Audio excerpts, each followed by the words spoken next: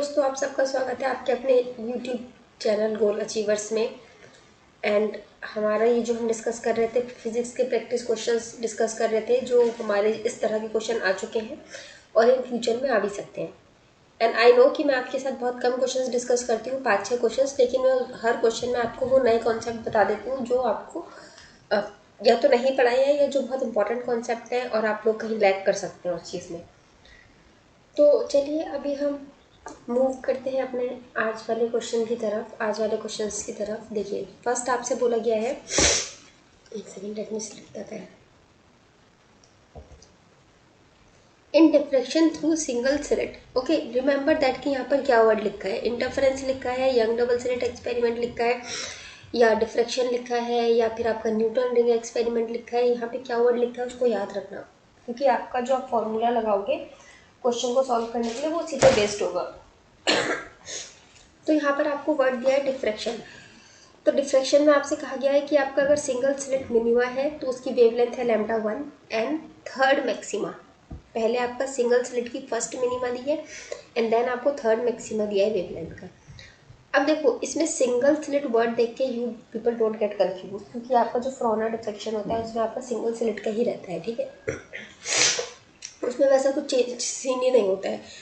मैंने आपको फ्रोना डिफ्रैक्शन के बारे में फ्रोना डिफ्रैक्शन के बारे में पढ़ाया था। उसमें आपका होता है बेसिकली लेंस होता है, इस तरह से वेव आती है, ऐसे अंदर मूव करती है, एक और लेंस होता है, फिर ऐसे जाके और फिर आगे स्क्रीन पे मिल जाती है, ठीक है। तो यहाँ पर सिंगल स्लिट की बात करी गई है, तो इसका मतलब ये हो गया इस तरह से, और यहाँ से आपकी वेव निकली और फिर आप यहाँ पर लगाओगे लेंस, तो चीज़ आपकी इन द फ्यूचर जाके वही आ रही है, ठीक है। अब आपको ये सिर्फ सिंगल स्लिट वर्ड देकर कंफ्यूज करने की कोशिश कर सकता है, तो you people should not get confuse. आपको सिर्फ फॉर्मूला अच्छी तरह याद होने चाहिए। डिफ्रैक्शन के केस में क्या बताया था मैंने आपको, डिफ्रैक्शन कंप्लीटली अपोजिट होता है यंग डबल स्लिट एक्सपेरिमेंट के जो फॉर्मूलाज आते हैं उनके। यंग डबल स्लिट एक्सपेरिमेंट में या फिर जो और हमने स्लिट्स के एक्सपेरिमेंट देखे हैं उसमें हमारा जो मिनिमा का फॉर्मूला होता है वो इसमें मैक्सिमा का बन जाता है एंड वाइस वर्सा, ठीक है। तो सबसे पहले जब हमसे बात करी गई है मिनिमा की, तो हम लिखते हैं मिनिमा का फॉर्मूला, और ये क्या आ जाएगा आपका n capital D lambda small d, ठीक है। स्मॉल डी यही आ जाएगा आपका अपर्चर का गैप और D is the complete gap आपका, ठीक है, एन लेमडा डी। बल्कि ये नहीं, आप ये रहने दो, इस वाले फॉर्मूले की तो रिक्वायरमेंट ही नहीं है। Where is the eraser guys?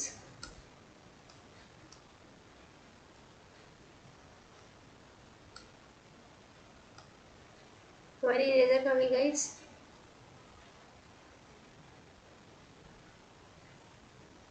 नहीं मिल रही। चलो इस फॉर्मूले को आप लोग छोड़ दो। क्या हो गया? इस फॉर्मूले को आप छोड़ दो। अब ये देखो, आपको जो कंडीशन आप लोग देख रहे थे उसमें आपने सिंपल सी एक चीज़ देखी होगी कि आपसे अगर बात की जाती है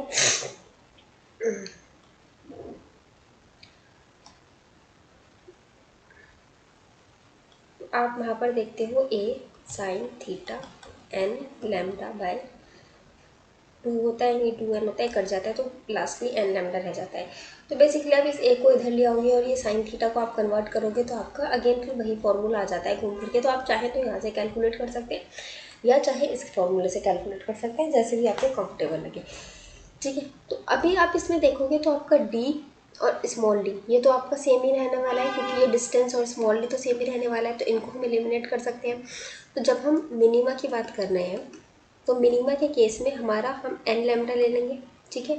और जब हम मैक्सिमा की बात कर रहे हैं तो मैक्सिमा का आपका फॉर्मूला क्या होता है, देखो 2n प्लस या -1, आपको जो भी कंफर्टेबल लगे आप ले सकते हैं, +1 lambda by 2 capital D divide by small D, क्योंकि रिवर्स हो जाता है ना। पहले जो हमने पढ़ा यंग डबल स्लिट में तो ये हमारा मिनिमा का होता था डिस्ट्रक्टिव केस का, यहाँ ये रिवर्स होकर मैक्सिमा का हो जाता है। अब आप देखो ये आपका कैपिटल डी और ये स्मॉल डी ये तो सेम ही रहने वाला है, तो इसको आप हटा दो तो लास्ट में आपका क्या रह जाएगा, मैक्सिमा में भी 2n + 1 लैम्डा ये रह जाएगा। अब हमसे मिनिमा कौन सी बात करी गई है, फर्स्ट मिनिमा है, तो हम यहाँ पे 1 पुट कर देते हैं और वेवलेंथ हमारी कितनी है λ1, तो हमारा कितना हो जाएगा 1 λ1। फिर आपका ये जो डी स्मॉल डी है इसके बेसिस पर आप इन दोनों को इक्वेट करेंगे, इक्वेशन इक्वेट करने के बेसिस पर आ जाएगा 2। यहाँ पर आपका थर्ड मैक्सिमा की बात हो गई तो यहाँ 3 पुट कर दो, +1 डिवाइड बाई 2, ये 2 भी है ना नीचे, डिवाइड बाई 2 इंटू लैम्डा। ठीक है, अब इसको जब आप सॉल्व करेंगे तो यहाँ पर कितना आ जाएगा, 2 3 जा 6 +1 7, 7/2 लैम्डा। इसको आप कट करेंगे, यहाँ लैम्डा 2 है, कट करेंगे तो कितना रह जाएगा आपका 3.5 लैम्डा 2। तो बेसिकली आपका लैम्डा 1 कितना आ जाएगा, ये तो लैम्डा 1 हो जाएगा, मल्टीप्लाई करके कितना आ जाएगा 3.5 लैम्डा 2। ठीक है, क्वेश्चन में कुछ नहीं है आपका, क्वेश्चन बहुत ईजी है, सिर्फ कंफ्यूज हो सकते हैं लोग डिफ्रैक्शन वर्ड देख के, उसके बाद सिंगल स्लिट देख के आप सोचोगे ये तो पढ़ाया ही नहीं है मैम ने। तो चीज़ कुछ नहीं है, फॉर्मूला आपका थोड़ी बदलने वाला है, फॉर्मूला तो वही रहने वाला है, बस आपको लगाना आना चाहिए। अब यहाँ पर भी ये चीज़ को मैंने इक्वेट कैसे करा, तो अभी एक्चुअली ना यहाँ पे स्पेस कम है, इसीलिए पढ़ा रुको मैं करती हूँ कुछ। Give me a second guys.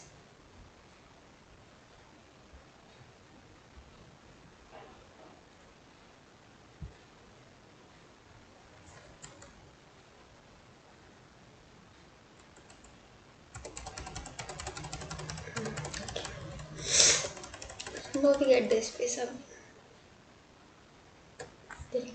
अब हम यहाँ पर देखते हैं अपना, अरे यार ज़्यादा स्पेस नहीं गया, देखो गाइस, चेंज कर देते हैं। देखो गाइस, अगर किसी को नहीं समझ में आया है, अगर किसी को समझ में आ गया है तो वो इस पार्ट को स्किप कर देना, और अगर किसी को नहीं समझ में आया है तो मैं दोबारा समझा देती हूँ।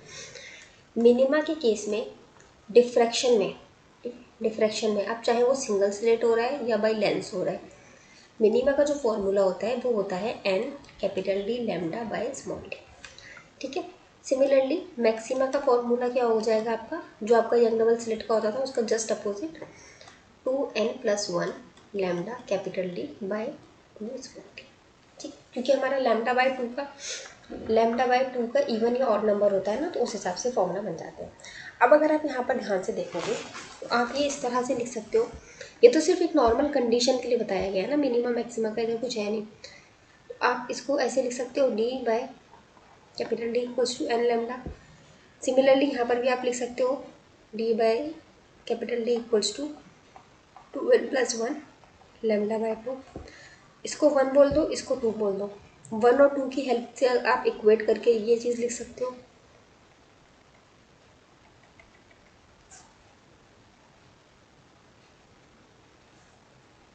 आप लिख सकते हो n lambda equals to 2n+1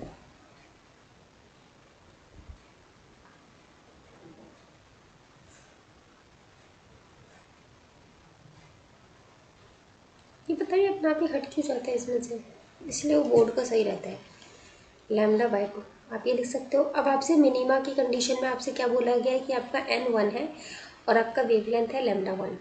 ठीक है, और मैक्सिमा के केस में क्या बोला गया है, n आपका 3 है और वेवलेंथ है लैम्डा 2। अब आप ये वैल्यू पुट करेंगे तो आपका कितना आ जाएगा, 1 into lambda equals to 2 into 3 +1 by 2 lambda. ठीक है, ये चीज़ आ जाएगी। अब इसको जब आप सॉल्व करेंगे तो आपका आ जाएगा लैम्डा 1 इक्वल्स टू 3.5 लैम्डा 2। ठीक है, तो यही आपका करेक्ट ऑप्शन हो जाएगा यहाँ पे मेरा। ओके, अब समझ में आ गया होगा, अगर पहले समझ में नहीं भी आया होगा किसी को तो अब आ जाना चाहिए। एक्चुअली पहले मुझे डाउट इसलिए हो रहा था, समझ नहीं आएगा क्योंकि मैंने 2 फॉर्मूलाज बता दिए थे आपको, फॉर्मूला सेम है, सिर्फ लिखने का तरीका अलग है। क्योंकि जब आप लेंस का केस लेते हैं तो वहाँ पर आपका साइन थीटा आ जाता है एंगल की वजह से, स्लिट लिया तो आपका वो नहीं आएगा। This is the difference. Okay, now we have the next question. एक सेकंड देना गाइस, मैं देखती हूँ इसमें ये इरेजर क्यों नहीं आ रही है, क्योंकि इरेजर की बिना दिक्कत हो जाएगी यार। गाइस आई डोंट नो इसमें इरेजर क्यों नहीं आ रही है, आई ट्राइड के कहीं से मिल जाए बट नहीं हो रहा। इफ़ यू गाइज नो कि क्यों नहीं इरेजर आ रही है और कैसे आ सकती है तो प्लीज़ मुझे कमेंट बॉक्स में बताना, ताकि हमारे अगले वीडियो में ये दिक्कत ना आए। ठीक है, तो अब इरेजर नहीं है गाइज, तो you have to bear it like this. ठीक, मैं बता देती हूँ पर यहाँ लिखा क्या है। देखो, एक्सरे है आपका, जिसमें एक्सरे में डिफ्रैक्शन हो रहा है, अगेन आपका set of a crystal plane, एक क्रिस्टल प्लेन है आपके, वहाँ पे आपका एक्सरे का डिफ्रैक्शन हो रहा है, जिसमें आपका जो क्रिस्टल प्लेन है ना उसके अंदर जो आपका डिस्टेंस है क्रिस्टल्स के बीच में, ये डी लिखा है, ये कितना है 0.818 नैनोमीटर। कितना लिखा है डी, 0.18 नैनोमीटर। ठीक है, first order reflection, first order मतलब n इक्वल्स टू 1 हो गया। फर्स्ट ऑर्डर रिफ्लेक्शन होता है found to be an atom at an angle, यहाँ पर 22 डिग्री है। मुझे कैसे पता चला, क्योंकि यहाँ पर दिख रहा है 22, ठीक है। तो कितना आ गया आपका एंगल, 22 डिग्री। आपसे पूछा गया है वेवलेंथ ऑफ एक्सरे। अब देखो गाइस, अगर आपको याद हो तो मैंने आपको सिर्फ एक फॉर्मूला बताया था एक्सरे वाला, जो अपने लोगों ने टॉपिक पढ़ा था, उसमें एक इक्वेशन बताई थी मैंने आपको, ब्रैग्स लॉ, ठीक है, जो आपका, जहाँ से आपका ये भी प्रूफ हुआ था कि जो हमारा एक्सरे होता है वो क्रिस्टल के इंटर एटॉमिक स्पेस के निकालने के लिए यूज़ होता है।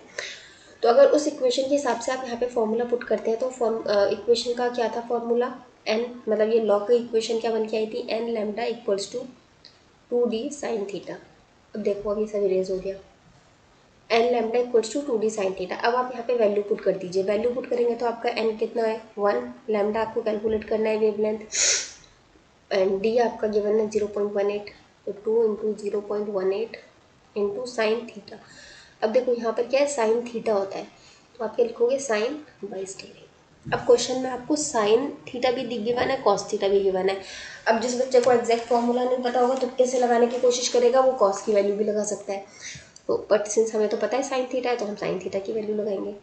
तो आपका वेवलेंथ कितना आ जाएगा इसमें, एक सेकेंड, आपका वेवलेंथ आ जाएगा इसमें, यार ये हो क्या रहा है इसमें आज, पता है क्या प्रॉब्लम है, इसमें कंटेंट इतना ज़्यादा हो गया है और मैंने ना कंटेंट शिफ्ट नहीं किया है अभी कहीं और, तो इसीलिए समझ लीजिए कितनी वीडियो आ गई हैं, 100+ वीडियो अपने चैनल पे आ गई हैं। तो कम से कम 120+ या 130 के अराउंड रिकॉर्ड हुई होंगी, क्योंकि सारी वीडियो अपलोड नहीं हो पाती है, कुछ वीडियो में कुछ हो जाता है तो फिर वो ख़त्म करनी पड़ती है, दूसरी रिकॉर्ड करनी पड़ती है। तो इस तरह से इतनी वीडियोस होंगी, एक वीडियो अपनी अराउंड 1 घंटे की रहती है, तो काफ़ी सारा कंटेंट है। तो देखिए गाइस, इसको 2 इंटू 0.18 इंटू साइन 22 कितना दिया है, 0.374, 0.374। अब इसको आप मल्टीप्लाई करके गाइस चेक कर लेना, ठीक है, क्योंकि अब मैं मल्टीप्लाई करने बैठूंगी तो इट विल टेक टाइम। क्या था, 0.374, नहीं हो रहा यार, इट विल टेक टाइम, ठीक है। तो आप लोग मल्टीप्लाई करके चेक कर लेना, जो भी आंसर आएगा वो आपका आंसर होगा। मैंने भी एक्चुअली कैलकुलेट करके नहीं रखे हैं, अगर कैलकुलेट करके रख लेती तो करेक्ट आंसर बता देती। एक सेकंड दीजिए फिर मुझे, आप ज़रा कैलकुलेटर यूज़ कर रही हूँ फिलहाल, आप लोगों को कैलकुलेटर यूज़ नहीं करना है, एग्ज़ाम में नहीं मिलेगा, मैं सिर्फ अभी जल्दी करवाने के लिए कर रही हूँ। यहाँ कैलकुलेट करके इसको आंसर आ रहा है आपका 0.1346। तो ये राउंड ऑफ मैंने आपको पढ़ाया था, उसके हिसाब से इधर आ जाएगा, तो आपका 0.135 आ जाएगा नैनोमीटर। नैनोमीटर क्यों आया, क्योंकि आपको यहाँ पे नैनोमीटर में था, ठीक है। So this is the answer. Now moving to the next question, an unpolarised beam is incident at an angle 60 degree. Angle कितना दे दिया आपको, 60 degree on a glass surface and after reflection is linearly polarised. ये आपकी unpolarise light आई, glass के इस पे पड़ी और बाद में आपकी पोलराइज लाइट जो है वो निकल गई बाहर, ठीक है। अप्रॉक्सीमेट रिफ्रेक्टिव इंडेक्स आपसे पूछा गया है, refractive index is the mu. तो इसको आप कैसे निकालेंगे, देखिए आपको मैंने इसमें एक फार्मूला बताया था, वो फार्मूला था आपका refractive index equals to 1060 degree, ठीक है। अब आप सिर्फ यहाँ पर आपको वैल्यू पुट करनी है, tan थीटा। अब आपको यहाँ पर सिर्फ थीटा की वैल्यू पुट करनी है 1060 डिग्री, तो कितना आ जाएगा, 1060 डिग्री ये होता है √3, और √3 को अगर आप नॉर्मल डेसिमल में लिखेंगे तो आ जाता है 1.73। इसको आप ऑप्शन से मैच करेंगे तो आपका ये आ जाएगा, ओके। सिंपल क्वेश्चन, सिर्फ आपको एक फॉर्मूला रिवाइज करवाने के लिए क्वेश्चन दिया गया है। Which of the following characteristics shown is given by light and the अच्छा, इनमें से कौन सी करेक्टरिस्टिक है जो आपका ये शो करती है कि आपकी जो लाइट है वो इंटरफेरेंस के फिनोमेना के अंडर जा रही है। तो देखो गाइस, डिफ्रैक्शन तो हो ही नहीं सकता, इंटरफेरेंस और डिफ्रैक्शन दोनों बहुत अलग अलग चीज़ें हैं, दोनों एक अलग कहानी है। इंटरफेरेंस होता है कि दो वेव्स मिल जाती हैं, डिफ्रैक्शन होता है कि आपका एज से जाकर डिफ्लेक्ट हो जाती है एंड फिर ज्योमेट्रिक पैटर्न बना देती है इस तरह से, ठीक है। तो दोनों अलग कॉन्सेप्ट है, तो ये तो हो नहीं सकता, तो मतलब ऑल ऑफ द अबव भी नहीं होगा। अगर आपको कभी एग्जैक्ट आंसर नहीं पता है तो आप इस तरह से करा दीजिए एलिमिनेशन मेथड से, डिफ्रैक्शन नहीं होगा तो ऑल ऑफ द अबव नहीं होगा। अब वेव नेचर या कंस्ट्रक्टिव या डिस्ट्रक्टिव वेव फ्रंट के में से एक बताना है। देखो आपका वेव नेचर है इसीलिए आपका जो है इंटरफेरेंस हो रहा है। इंटरफेरेंस हो रहा है तो फिर आपका कंस्ट्रक्टिव या डिस्ट्रक्टिव वेव फ्रंट बन रहा है, और वो भी ज़रूरी नहीं है, हो सकता है ना भी बने कहीं पे, एक रेंज के बाद जैसे नहीं बनता है। मैंने आपको विबग्योर वाला पढ़ाया था कि अगर वाइट लाइट से आप इंटरफेरेंस कराते हैं तो आपका जो सेंटर वाला मैक्सिमा होता है बहुत ज़्यादा ब्राइट होता है और इसके जस्ट बाद रेड बनता है, क्योंकि वेवलेंथ इसकी सबसे ज़्यादा होती है। फिर ऐसे ऐसे कम होते चले जाते हैं और एक टाइम के बाद ये डिसअपियर हो जाता है। तो आपका जो मेनली शो होता है वो किस वजह से होता है इंटरफेरेंस? आपका इंटरफेरेंस होता है वेव नेचर की वजह से। तो करेक्ट ऑप्शन दिस। ठीक, तो बस ये छोटे छोटे कन्फ्यूजन है जो हमें एग्जाम में नहीं करने हैं। लाइक मैंने भी जब ये क्वेश्चन पहली बार देखा था तो मुझे भी ये दोनों लगे थे कि सही होंगे, बट आई थॉट दो ऑप्शन तो नहीं हो सकते सही। फिर ज़रा जब ध्यान से पढ़ा एक बार क्वेश्चन तब देखा कि अच्छा यही होगा बस करेक्ट। नेक्स्ट क्वेश्चन, आप में से किसी ने कहा था कि अल्ट्रासोनिक वेव्स के बारे में पढ़ा दीजिए मैम। तो देखो उसमें पढ़ाने के लिए ऐसा कुछ वो पूरा चैप्टर नहीं है उसको पढ़ाने के लिए, बस 2-4 इंपॉर्टेंट लाइनें होती हैं, तो इस क्वेश्चन से आपकी कवर हो जाएंगी, या आगे 2-4 क्वेश्चन और आएंगे तब कवर हो जाएंगी। तो खैर, आपसे पूछा गया है कि इनकरेक्ट कौन सा है अल्ट्रासोनिक वेव के बारे में। अब मैंने आपको बताया था हमारी 3 तरह की आपको वेव्स बताई थी। एक बताई थी ऑडिबल, जिसे आप सुन सकते हैं, फिर एक थी इंफ्रा। इंफ्रा आपने वर्ड भी सुना होगा इन्फीरियर, मतलब कमतर फील होना, तो ऑडिबल से कम हो जाएगी इंफ्रा। और फिर होती है अल्ट्रा। अल्ट्रा मतलब जो आपका कहते हैं ना अल्ट्रा वाइट, रेन का ऐड आता है अल्ट्रा वाइट, तो अल्ट्रा मतलब एक्स्ट्रा वाइट, मतलब एक्स्ट्रा ज़्यादा होना। तो ऑडिबल की रेंज आपको पता है 2 से होती है, 20 हर्ट्ज से होती है 20 किलो हर्ट्ज तक। 20 हर्ट्ज से लेकर 20 किलो हर्ट्ज तक होती है। अब मैंने इंफ्रा बताया, तो इंफ्रा क्या होगी? 20 हर्ट्ज से कम होगी आपकी।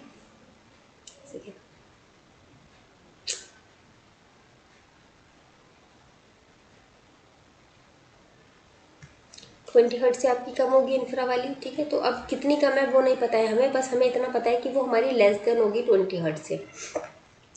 और अल्ट्रा क्या होगी? अल्ट्रा हमारी मोर देन होगी 20 किलो हर्ट्ज से, ठीक है। ये आपको एक पॉइंट होगा ना, तो इस बेसिस पे आप काफ़ी क्वेश्चन कर लेंगे, ठीक है। इस एक पॉइंट को याद रखिएगा। चलिए, तो इसमें हमें इनकरेक्ट बताना है। Ultrasonic waves are above 20 hertz, 20,000 hertz, सही बात है। अभी मैंने बताया 20 किलो हर्ट्ज से ज़्यादा की होती है। Ultrasound can be detect to use the crack and flaws in the metal blocks, ये शायद आपको पता भी हो, ये भी करेक्ट है आपका। Ultra frequency range of the ultrasonic wave is below 20 hertz, बताइए ये सही है? ये सही नहीं है, क्योंकि अभी आपने देखा कि अबव होती है। ये कब सही होता है? ये होता है इंफ्रारेड के केस में, इंफ्रारेड के केस में।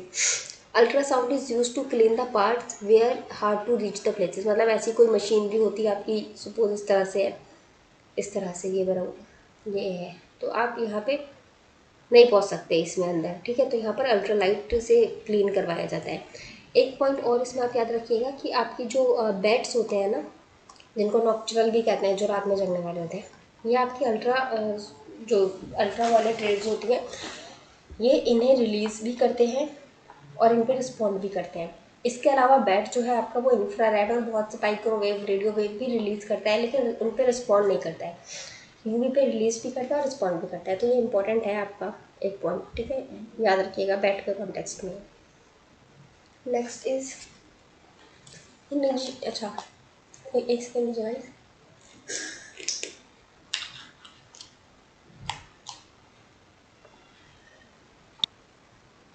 चलिए गाइस, आपसे इस क्वेश्चन को देखते हैं। इसमें है इनिशियल फ्रेम, जो है आपका जो कॉन्सेप्ट आता है इनिशियल फ्रेम का, इसमें रिलेटिविटी में पढ़ाया था मैंने आपको। ये न्यूटन्स के कौन से लॉ को होल्ड करता है? तो ये तो आपको पता होगा, बचपन से पढ़ा है, फर्स्ट लॉ, कि object remains to be in the stationary if no external force is applied on it. तो ठीक है, तो it's the first law of the Newton है, ठीक है। सेकेंड लॉ आपका क्या देता है? सेकेंड लॉ से आता है force equals to M A, ये क्वेश्चन निकल के। थर्ड लॉ आपका एक्शन रिएक्शन वाला है कि अगर आप जितनी भी एक्शन किसी चीज़ पे करोगे तो उसका आपको इक्वल एंड अपोजिट रिएक्शन मिलेगा। जैसे बॉल को दीवार पे मारा तो जितने फोर्स से बॉल को आप मारते हो उतने ही फोर्स से बॉल वापस ही आ जाती है, ठीक है। सो दिस इज द तीनों लॉ आपके। Next question, the neutron and alpha particle have the same kinetic energy, find the ratio of the de Broglie wavelength. Okay, देखिए गाइस, अब यहाँ पर आपको डी ब्रोगली वेवलेंथ की बात की गई है, de Broglie wavelength and kinetic energy की। तो अगर आपको याद हो तो डी ब्रोगली वेवलेंथ में काइनेटिक एनर्जी के साथ जो रिलेशन होता था वो होता था h/2m/e, ये रिलेशन होता था। ठीक है, अब यहाँ से इस रिलेशन से आपको पता चल रहा है कि आपकी काइनेटिक एनर्जी सेम है, h तो आपका सेम ही होता है, आपका मास वेरी करेगा और 2 भी आपका हर सिचुएशन में सेम होगा। तो you can write it like that कि आपका वेवलेंथ होगा वो होगा इस तरह से √m। ठीक है, अब आपको दो चीज़ें दी हैं, एक है न्यूट्रॉन पार्टिकल, एक अल्फा पार्टिकल। अब आपको इनके मास पता होने चाहिए। अब अगर मास नहीं पता है तो देखो, न्यूट्रॉन जो होता है ना वो डबल होता है आपका प्रोटॉन का। ठीक है, तो मास ऑफ न्यूट्रॉन जो होता है वो इक्वल होता है twice of mass of proton के। और अल्फा पार्टिकल तो पता ही है, mass of alpha particle equal होता है 4 times of mass of proton के। ठीक है, तो अगर आप इस चीज़ों को यूज़ करते हैं, इसके कॉन्टेक्स्ट में लिख देते हैं तो आपका आंसर आ जाएगा। देखो आप पहले लिखो वेवलेंथ ऑफ, इसका रेशियो निकालना है ना, पहले न्यूट्रॉन दिया है, ये याद रखना, पहले न्यूट्रॉन लिखा है या पहले अल्फा पार्टिकल, मतलब किसके कॉन्टेक्स्ट में किसका रेशियो पूछा है। ठीक है, क्योंकि आप बच्चे उल्टा कर देते हैं फिर आंसर गलत आता है। अल्फा, ठीक है, आपका मास के हिसाब से डिनोमिनेटर में आएगा न्यूट्रॉन का मास और न्यूमरेटर में जाएगा अल्फा, इसका अल्फा का मास, क्योंकि अपोजिट है ना, रिवर्स है, यहाँ से रिवर्स है, इनवर्स है। ठीक है, अब आप इसमें वैल्यू पुट कर दो, इस ये वाली, अगर आप ये वाली वैल्यू पुट करते हो तो लैम्डा डी अपॉन में lambda alpha equals to √4mp हो जाएगा अल्फा के केस में, और न्यूट्रॉन के केस में हो जाएगा √2 ऑफ mp।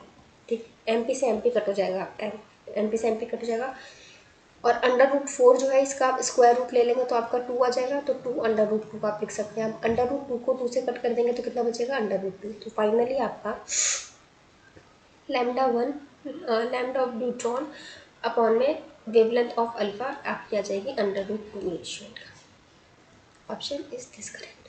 ठीक है, आया समझ में? कोई अगर यहाँ पे नहीं समझ में आया, डाउट है तो प्लीज़ आप पूछ लिए, मतलब पूछ लीजिएगा आप लोग उसमें अपना यूट्यूब का कमेंट में या फिर टेलीग्राम ग्रुप में, जहाँ भी फिजिबल लगे। Now moving to the next question. अच्छा guys, electric field magnetic field से चीज़ याद आई। देखो आपको इलेक्ट्रिक और मैग्नेटिक फील्ड में ना बहुत ज़्यादा वो थियोरटिकल या उस तरह की चीज़ें नहीं पूछता है, इसमें आपका बेसिकली आता है फॉर्मूला बेस्ड क्वेश्चन। ठीक है, तो मैं क्या सोच रही हूँ, मैं आपकी एक वीडियो ले आती हूँ जिसमें मैं आपको इलेक्ट्रिक और मैग्नेटिक दोनों के सारे फॉर्मूला करवा दूँगी। ठीक है, और अपना इसके बाद मैथ्स की एक प्रैक्टिस की सीरीज़ ले आऊँगी। रीज़न इज़ दैट कि मैं फिज़िक्स पे इतना ज़्यादा फोकस कर रही हूँ और मैथ का फोकस थोड़ा सा कम रह गया, क्योंकि एक तो फोकस मैथ्स का कम रह ही गया, शुरू से ही रह गया, उसकी मैं रिवीजन सीरीज़ नहीं लाई आपकी। हालांकि मैथ्स में रिवीजन सीरीज़ से ज़्यादा आपकी प्रैक्टिस ज़्यादा इंपॉर्टेंट है, तो उसके लिए मैं आपको क्वेश्चन की सीरीज़ लाऊंगी मैथ्स के लिए, तो आपका वो भी हो जाएगा सारा कवर। अब एक चीज़ और है ना गाइस, देखो आपको बेसिकली 120 में से 100 नंबर लेकर आने सिलेक्शन के लिए, 100 प्लस मान लो, 100 पे हो जाना चाहिए मेरे हिसाब से सिलेक्शन। तो 100 नंबर लाने के लिए आप लोग अगर 30 नंबर में से 27-28 अगर फिजिक्स में ले आते हो, जिस लेवल की हमारी तैयारी हो चुकी है, 25 भी मान लेते हैं, 25 फिजिक्स में ले आते हो।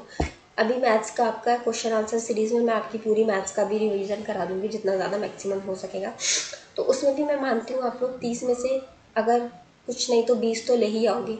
ठीक है, चलो इसको 15 भी रख लेंगे, देखते हैं उसको।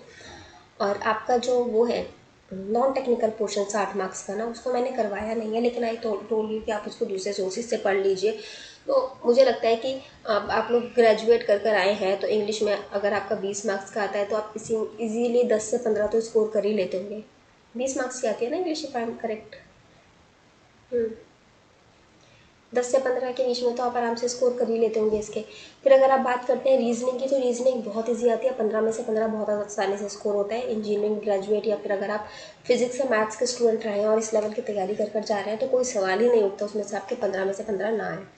सिमिलरली मैथ्स जो रहता है प्रॉफिट लॉस रहता है, बहुत बेसिक लेवल का रहता है, उसको भी आप आराम से कर सकते हैं। मान लेते हैं उसमें भी आपके अगर 10 तक आप ले लेते हैं 15 में से, वैसे 10 प्लस हो जाता है उसमें आराम से, और यहाँ पर भी अगर आप 15 ले लेते हैं, ठीक है, तो 15 और 15 30, 30 और 10 40, और आपका जो करंट अफेयर आने वाला है 10 मार्क्स का, उसमें से सपोज भी अगर आपको नहीं आता है कुछ, तो आप 5 नंबर का तो कर ही लेंगे ना। वैसे जो मैंने आपको बताया ना अपॉइंटमेंट और इंडेक्सेस वाली, मैंने 2 वीडियोज़ डाली हैं, उन दोनों को ज़रूर देख लेना, उसमें से बहुत हाई चांसेस है आपको 2 नंबर का क्वेश्चन आ जाएगा।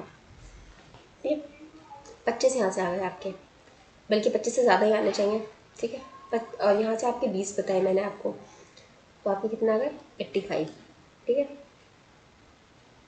30 में से कितने बताए थे मैंने, यहाँ 20 बताए थे ना इसमें मैंने आपके, हाँ तो 85 आ गए।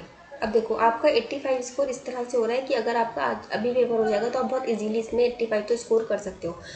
अब आपको क्या चाहिए कि आप उन चीज़ों पे फोकस करो जहाँ पर आप स्कोर बढ़ा सकते हो अपना। जैसे आपका इंग्लिश है, इंग्लिश में आप 15 से क्रॉस करके इसको 17-18 तक ले जा सकते हो बहुत आराम से, ठीक है। एक दो आपका जो वोकैबलरी वाला आता है ना, जिसमें एग्जैक्ट वर्ड मीनिंग पूछ लेता है, वो नहीं आता होता है बच्चों को, अदरवाइज आपका 17-18 तक इंग्लिश में पहुंच जाता है स्कोर, ठीक है। तो 3-4 मार्क्स आप यहाँ पे बढ़ाओ।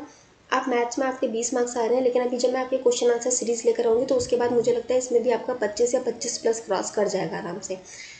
तो आपका करीब करीब 10 मार्क्स यहाँ बढ़ जाएगा इन दोनों को मिला के। फिर आपका बचता है एक मैथ्स न्यूमेरिकल वाला, ठीक है। मैथ्स न्यूमेरिकल में अभी मैंने आपके बताए थे 15 में से 10 नंबर, लेकिन इसमें आप ज़्यादा ही ले आते हैं बच्चे, 15 में से 10 नहीं आते हैं, 10 से ज़्यादा ही ले आते हैं, ठीक है। तो इस तरह से आप करोगे तो आपका आराम से, बहुत आराम से 95 क्रॉस हो जाएगा।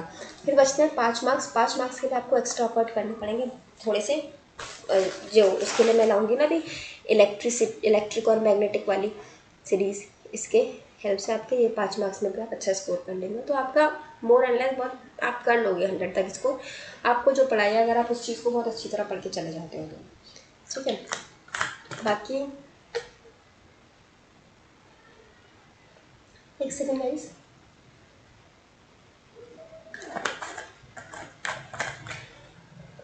हाँ एक चीज़ मुझे और आप लोग को बतानी थी इंग्लिश के बारे में, इंग्लिश के रिगार्डिंग है वो। कहाँ लिखूँ, यहीं लिख दूँ क्या, यहीं लिख देती हूँ, ठीक है। देखो इंग्लिश में ना 2 चीज़ें होती हैं, डायरेक्ट इनडायरेक्ट और एक्टिव पैसिव, ठीक है। ये कर लेना ज़रूर, क्योंकि इसमें आपको एक्स्ट्रा कुछ नहीं करना पड़ता, सिर्फ छोटे से बेसिक से रूल होते हैं आपके। 5-6 रूल हैं इसमें, 5-6 रूल हैं इसमें, आपको वो रूल्स पता होने चाहिए। आई नो लोग कहते हैं कि रटना नहीं चाहिए ये सब चीज़ें, लेकिन भाई अब एग्ज़ाम है 4 दिन बाद, अब समझने का टाइम नहीं है, रटने का टाइम है। आप कहीं भी यूट्यूब वाले से देखोगे ना तो उसने रूल्स समझा के ही पढ़ाए होंगे, तो वीडियो को 2x पे चला गया, थोड़ा फास्ट स्पीड पे करके देख लेना। ये डायरेक्ट इनडायरेक्ट और एक्टिव पैसिव करना सीख लो, इसमें से आपके 3 से 4 नंबर बन सकते हैं। रीज़न इज़ दैट कि मैंने अभी रिसेंट में जितने भी पेपर देखे हैं, चाहे वो एसएससी का था या दिल्ली मेट्रो का हुआ, जहाँ पर आपका इंग्लिश आया था, तो वहाँ पे आपके डायरेक्ट इनडायरेक्ट में से 2 क्वेश्चन और एक्टिव पैसिव के 2 क्वेश्चन पूछते हैं। पूछने का तरीका बदल जाता है उसका, डायरेक्टली आपसे ये नहीं कहेगा कि इस डायरेक्ट का इनडायरेक्ट बताओ या एक्टिव का पैसिव बताओ, पूछ किसी भी तरीके से सकता है, लेकिन 3 से 4 नंबर का इसमें से बन जाता है। तो it is a treat for you guys, अगर आप ये करके चले जाते हो तो मोस्ट प्रोबेबली है, ठीक है, इसमें से आने के चांसेस एक्टिव पैसिव में से, वरना 2 मार्क्स का तो आएगा ही आएगा, एक इसमें से एक इसमें से, 3 से 4 भी पहुँच सकता है इसमें से, ठीक है। So do focus on this thing in English. तो ये एक ऐसी चीज़ है, इतना बड़ा इंग्लिश का सिलेबस है, इतनी बड़ी ग्रामर है, तो आप क्या क्या पढ़ेंगे, तो एक ये चीज़ आप कर लीजिए, तो it will be very helpful for you in the examination. खैर now moving to the question. आपकी electric field intensity and magnetic field intensity given है, E and H are coupled and propagating in the free space in the X Y direction में हो रहा है। H आपका E जा रहा है आपका x डायरेक्शन में और H आपका है y डायरेक्शन में। आपका पॉइंटिंग वेक्टर पूछा है। देखो आपको अगर याद हो तो पॉइंटिंग वेक्टर हमारा क्या होता था, E इंटू H होता था, 1 में इम्पीडेंस होता था, बट ठीक है अभी हमारा ये यूज़ नहीं है हमारा इसका यहाँ पे, तो हम इसको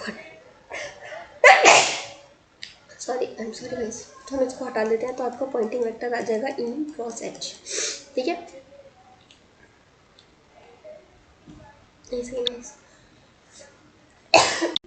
तो आपका E और H हो जाएगा। अब देखो अगर आपने थोड़ा भी फिजिक्स में वो वाली चीज़ आपको आती हो, वेक्टर वाला जो एनालिसिस रहता है ना, वो अगर आपको थोड़ा भी आता हो, तो उसमें आपने देखा होगा अगर कोई चीज़ आपकी x डायरेक्शन में जा रही है तो हम उसको ax से डिनोट करते हैं, a कैप x, और y डायरेक्शन में जा रही है तो a y कैप से, और z डायरेक्शन में जा रही है a z कैप से, ठीक है। अब अगर आपकी एक्स वाई में जा रही है और इन दोनों को मल्टीप्लाई किया आपने, तो आपका आ जाना चाहिए ए जेड कैप, ठीक है, और साथ में आता है माइनस का साइन, ठीक है। माइनस का साइन नहीं भी आता है, वो अलग कंडीशन में आता है, अगर आपका रिवर्स रहता है। अभी आप इतना समझ लो आपका ए जेड कैप आता है।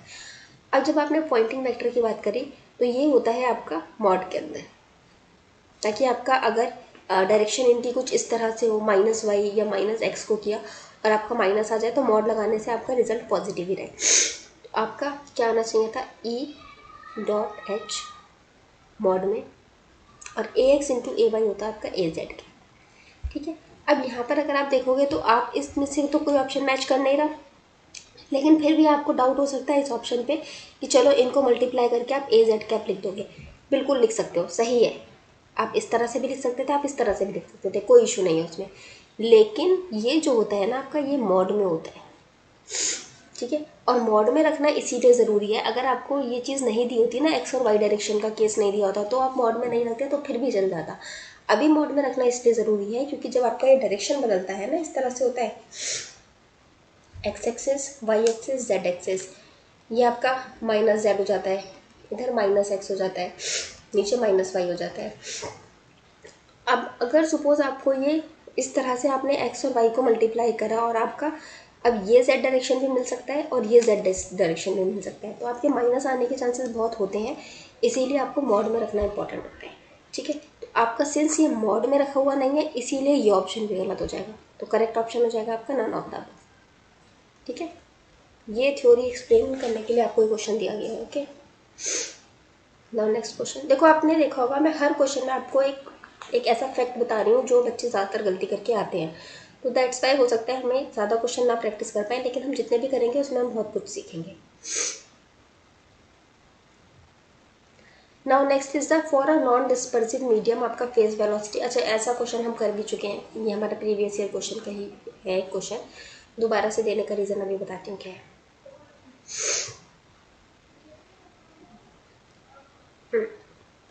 देखिएगा इस आपका जो नॉर्मल कंडीशन होती है ना, बिल्कुल जो नॉर्मल कंडीशन होती है उसमें जो आपकी फेज वेलोसिटी थी, ओहो ये फिर हैंग कर गया।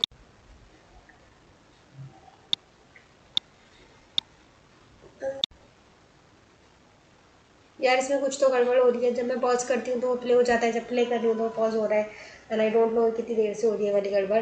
तो मुझे लग रहा है अब रिकॉर्डिंग हो रही है, तो मैं इसको कंटिन्यू कर लेती हूँ एक दो क्वेश्चंस के लिए, और फिर उसके बाद मैं नेक्स्ट वीडियो ले आऊँगी। आपसे पूछा गया है नॉन डिस्पर्सिव मीडियम में क्या कंडीशन होती है। देखिए अगर हम नॉर्मल कंडीशन की बात करते हैं, दैट इज़ डिस्पर्सिव मीडियम, होता क्या है, आपकी एक लाइट है, सपोज ये है, इसमें से कुछ आपकी एक निकलती है, ग्रुप में निकलती है अगर कोई चीज़, तो उसका ग्रुप वेलोसिटी हो जाती है और एक फेस वेलोसिटी हो जाती है। अभी क्या होता है क्या नहीं उसके हम डीप में नहीं जाएंगे, बट एक चीज़ आप याद रखना, आपसे पूछ सकता है फेज वेलोसिटी नॉर्मल कंडीशन में आपकी more than speed of light होती है। बहुत फ़र्क नहीं होता है, माइन्यूट सा फ़र्क होता है, बट मोर देन होती है। सिमिलरली आपकी ग्रुप वेलोसिटी जो होती है वो आपकी less than speed of light होती है, ठीक है। और देखिए मैंने आपको बताई थी इसका फॉर्मूला, वो मैंने आपको प्रीवियस ईयर क्वेश्चन डिस्कस करते वक्त बताया था। फेस वेलोसिटी का फॉर्मूला होता है आपका ओमेगा अपॉन में टी, या के भी लिख सकते हो, और ग्रुप वेलोसिटी में डी ओमेगा, मतलब पूरा एक बल्क आ जाता है, तो वहाँ डिफ्रेंशिएशन का सिंबल लग जाता है, ताकि आपको अगर अलग अलग निकालना पड़े तो आप एक एक का अलग अलग निकाल सकते हैं डिफ्रेंशिएशन करके, ठीक है। तो ये आपकी नॉर्मल कंडीशन की बात आ जाती है। अब नॉन डिस्पर्सिव मीडियम, इसको मैं लिख देती हूँ।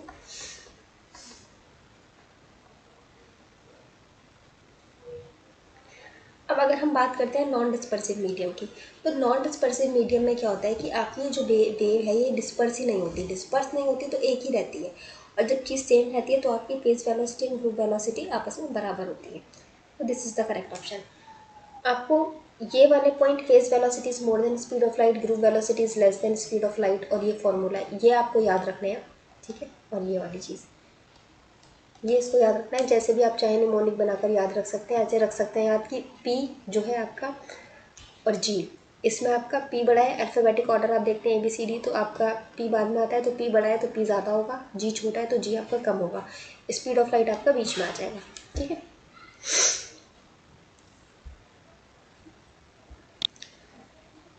नेक्स्ट क्वेश्चन, कहाँ गए भाई क्वेश्चन तो थे।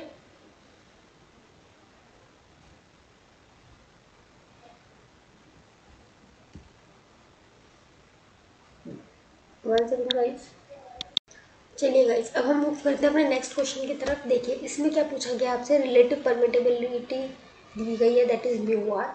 अगर हम रिलेटिव परमेबिलिटी का फॉर्मूला आपसे पूछा गया है क्या होता है मैग्नेटाइजेशन और मैग्नेटिक फील्ड स्ट्रेंथ के कॉन्टेक्स्ट में।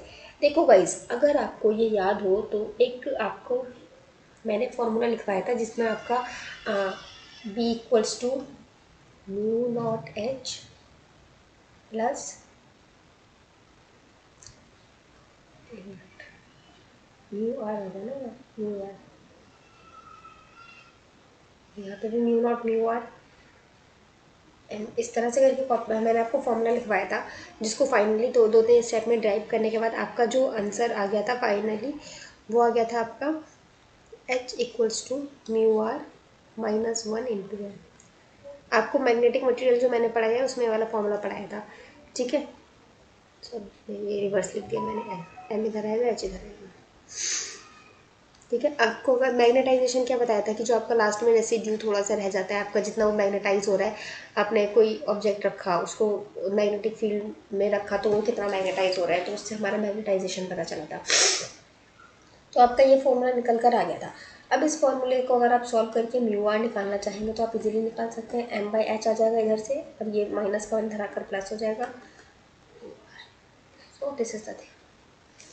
तो मैंने आपको मैग्नेटिक मटेरियल में 4-5 फॉर्मूले लिखवाए थे, एक बी का भी लिखवाया था, एक इलेक्ट्रिक डेंसिटी वाला लिखवाया था, जिसमें मैंने जो आपका पहले आ भी चुका है, जो मैंने बताया था आपको पोलराइजेशन प्लस आपका इलेक्ट्रिक फील्ड करके होता है, ये आपका पहले आ चुका था। और तभी मैंने बताया था इस बार आपका ये मैग्नेटिक फील्ड वाला बहुत इंपॉर्टेंट है, इस बार ये पूछ सकता है, ठीक है। तो ये वाले फॉर्मूला आप मैग्नेटिक मटेरियल वाला जो लेक्चर है उसमें जाकर देखिए, मैंने बहुत डिटेल में सही से पढ़ा रखे हैं आपको, और आपको वहीं याद भी हो जाएंगे। Okay, so next question, what happens to the angular width of the central fringe? central fringe की angular width पे क्या होगा of a single diffraction if the slit width is double? अगर आपकी slit width जो है उसको आप डबल कर देते हैं। देखो आपका एंगुलर विथ का फॉर्मूला आपको इस केस में सबसे पहले पता होना चाहिए, ठीक है। एंगुलर विथ का फॉर्मूला आपका क्या होता है, angular width equals to beta upon में डी, ठीक है। This is your formula for the angular width, okay. अब इसके हिसाब से अगर आप वैल्यूज पुट करते हैं तो आपको ये पता है बीटा क्या होता है, हमारा नॉर्मल जो आपका फ्रिंज विथ होता है वो होता है नॉर्मल फ्रिंज विथ, ठीक है। इसका फॉर्मूला अगर हम पुट करते हैं तो क्या होता है, lambda capital D by small D, ये डी यहाँ पर आ गया। अब इससे आप इसको कैंसिल कर सकते हो, तो आपका एंगुलर विथ आ जाता है लैम्डा अपॉन में डी। अब आपसे क्या कहा जा रहा है कि आपके स्लिट विथ को डबल कर दिया गया है, मतलब इसको डबल कर दिया गया है, वो इस तो अब इसको इंक्रीज़ किया है तो ये इसका इन्वर्सली प्रोपोर्शनल है, मतलब ये इसका क्या हो जाएगा, कम हो जाएगा। तो कितना कम होगा, ये डबल हुआ है तो ये आपका हाफ हो जाएगा। तो correct option is this, okay. Now move to the next question.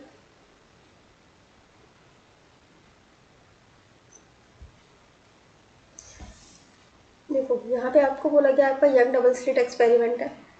अब आपको यंग डबल स्लिट एक्सपेरिमेंट के फॉर्मूले लगाने पड़ेंगे। क्वेश्चन में क्या कह रहा है आपको, 12 fringes are observed to form in a certain segment of the screen when the light of the wavelength इतना गिवन है, वेवलेंथ इज चेंज इतना, तो नंबर ऑफ फ्रिंजेस पे आपका क्या फर्क पड़ेगा। देखो गाइस, इस क्वेश्चन को सॉल्व करने के लिए आपको 12 फ्रिंजेस आर ऑब्जर्व, आपको 12 फ्रिंजेस ऑब्जर्व हो रही हैं। यहाँ पर अगेन आपको उसी कॉन्टेक्स्ट में जाना पड़ेगा जो मैं आपको पहले पिछली वीडियो में कॉन्टेक्स्ट में बता चुकी हूँ, कि आपका जब इस तरह की सिचुएशन आती है, आपकी जो फ्रिंज विड्थ होती है lambda capital D by small D, तो यहाँ पर आप इसकी जगह L by number of fringes लिख दो, तो आपको क्या आपका फ्रिंज विड्थ वही आएगा ना। 10 सेंटीमीटर की अगर ये स्केल है, इसमें से हमने 12 इस पर फ्रिंजेस बना दी, मतलब अगर मान लीजिए इस पर 5 फ्रिंजेस बना दी, तो हमारी एक फ्रिंज विड्थ कितने की होगी, 5 की होगी। एक विड्थ कितने की आएगी, 5 की आएगी एक विड्थ। उसी हिसाब से हम एल बाई एन लिख सकते हैं इसको बीटा की जगह, जिसमें से हमें एन पता है हमारे 12। अब इसके हिसाब से आप देखो, आपका जो यंग डबल स्लिट एक्सपेरिमेंट है उसमें डी आपका सेम रहेगा, स्मॉल डी भी आपका सेम रहेगा, that is the slit with, और ये होता है आपका distance between the slit and the screen, और एल होगी आपका लेंथ ऑफ स्क्रीन, तो ये भी आपकी सेम रहेगी। वैरी क्या कर रही है, सिर्फ वेव लेंथ। तो चलिए आप फॉर्मूले को पहले लिख देते हैं ढंग से, equals to lambda D by D. अब आपका ये और ये और ये तो हर केस में सेम ही रहने वाला है, तो हमारा लास्टली बन जाएगा 1 बाई एन इंटू लैम्डा, आप ऐसे लिख सकते हो। अब फॉर द 12 फ्रिंज वाला केस अगर आप लिखोगे तो इसको आप लिख सकते हो 1 बाय 12 इक्वल्स टू आपका वेवलेंथ कितना गिवन है 600, दूसरे केस में वेवलेंथ है 400, और इसका भी रिवर्स। अच्छा, इसका मैं एक बार फॉर्मूला लिख देती हूँ क्या बनेगा। पहले कंडीशन में आपकी लैम्डा 1 1/n1 आ जाएगा। दूसरे में λ2, इसको भी अगर आप 1/n2 लिखोगे यहाँ पे, लेकिन ये n2 ऊपर चला जाएगा तो n2 यहाँ ऊपर आ जाएगा ऐसे, ठीक है। तो ये n2 तो हमें फाइंड ही करना है, अभी हमें पता नहीं है। तो अब अगर आप इसके हिसाब से सॉल्व करने की इसको कोशिश करोगे,